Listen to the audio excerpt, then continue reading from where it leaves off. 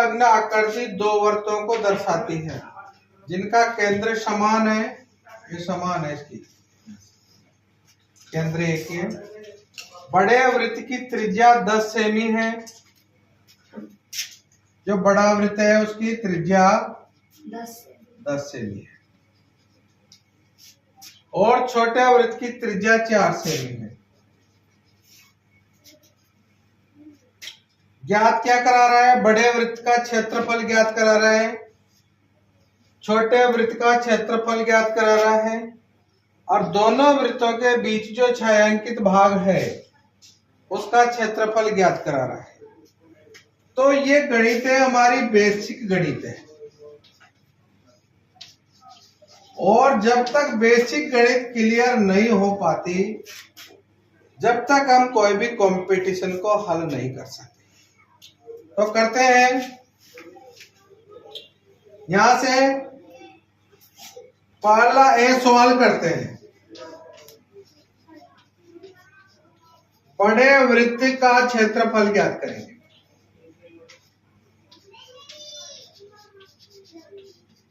पहला सवाल, तो बड़े वृत्त की त्रिज्या कितनी है? 10 सेमी है। क्षेत्रफल निकालने का सूत्र है वृत्त का क्षेत्रफल पाई आर स्क्वायर वर्ग मात्रक। पाई का मान यह दे रखा है हमें, कितना दे रखा है पाई का मान? 3.14। 3.14। त्रिज्या 10 का स्क्वायर कर दीजिए बराबर 3.14 गुणा 100। इसको गुणा कर लीजिए आप, 41320 लगा और 0.2 छोड़ लगा दीजिए, तो सेमी स्क्वायर ये क्षेत्रफल आ गया, अर्थात 314 सेमी या वर्ग सेमी आ गया।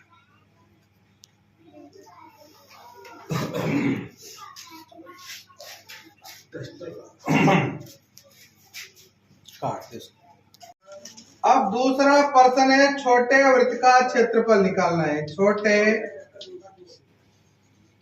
वृत्त का क्षेत्रफल निकालना है।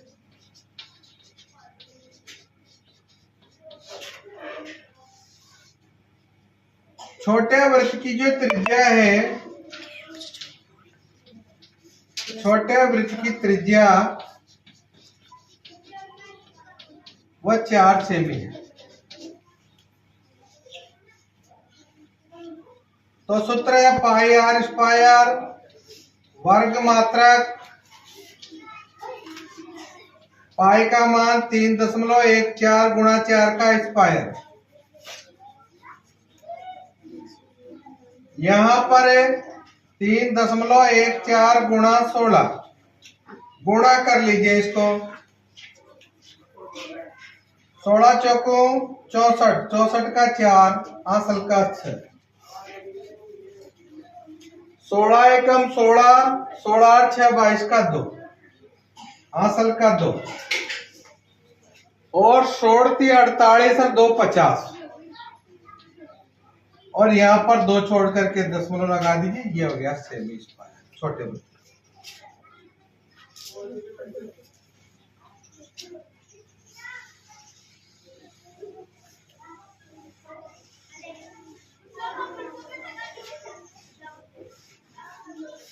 अब वह कह रहा है कि सी प्रश्न है, जो छायांकित भाग है, दोनों वृत्तों के बीच में जो छायांकित भाग है उसका क्षेत्रफल कितना होगा? तो बड़े वृत्त का क्षेत्रफल माइनस छोटे वृत्त का क्षेत्रफल,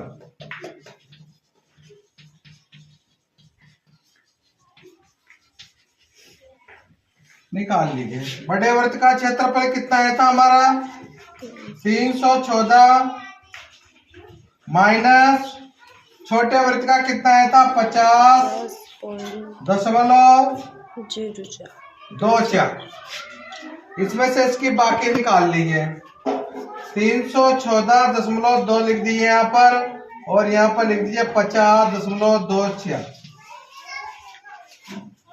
6 7 3 और यहाँ में से 11 में से 5 गए तो 6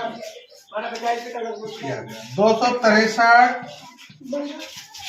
7 6 सेमी। इस तरह से हमारा बेसिक नॉलेज कंप्लीट होना चाहिए।